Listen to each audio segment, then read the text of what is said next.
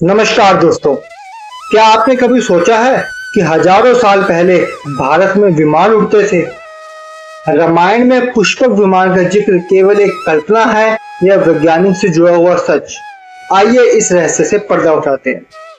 रामायण में रावण के पास था एक अद्भुत विमान जिसे पुष्पक विमान के नाम से जाना जाता। यह न केवल उड़ता था बल्कि मनचाही जगह पर ले जाने की क्षमता रखता था। क्या ये महज एक मिथ है या हमारे पूर्वजों के पास वाकई में एरोस्पेस टेक्नोलॉजी थी? कुछ लोगों का मानना है वैमानिक शास्त्र एक रहस्यमय संस्कृत ग्रंथ है जो 20वीं सदी में सामने आया। कहा जाता है कि इसे पंडित शुभराज शास्त्री ने यौगिक ध्यान से चैनल किया था। इस ग्रंथ में 25 प्रकार के प्राचीन विमानों का उल्लेख भी है, जैसे रुक्म, सुंदर और त्रिपुर विमान का उल्लेख किया है। इसमें ईंधन, मौसम का प्रभाव, उड़ान संचालन और धातुओं की जानकारी भी दी गई है। इनके इस ग्रंथ के श्लोकों में लिखा है, पायलट को मंत्र, तंत्र और यंत्र संचालन का ज्ञान होना बेहद ही आवश्यक है।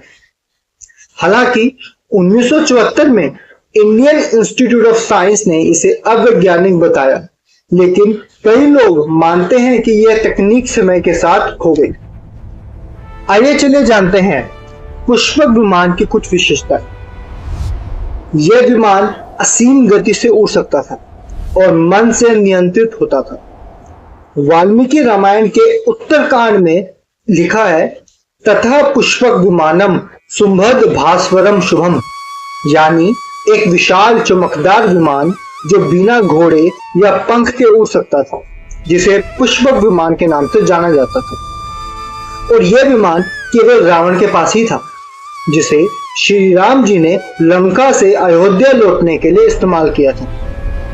पुष्पक विमान का जिक्र अन्य सभ्यताओं में भी इसका वर्णन है, जैसे इजिप्ट में पुष्पक विमान को सोलर बार्क के नाम से जाना जाता था।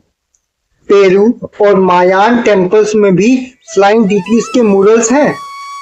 नासा के इंजीनियर्स ने भी एंशिएंट सिविलाइजेशन के अनकन्वेंशनल डिजाइन को एक्सप्लोर किया है।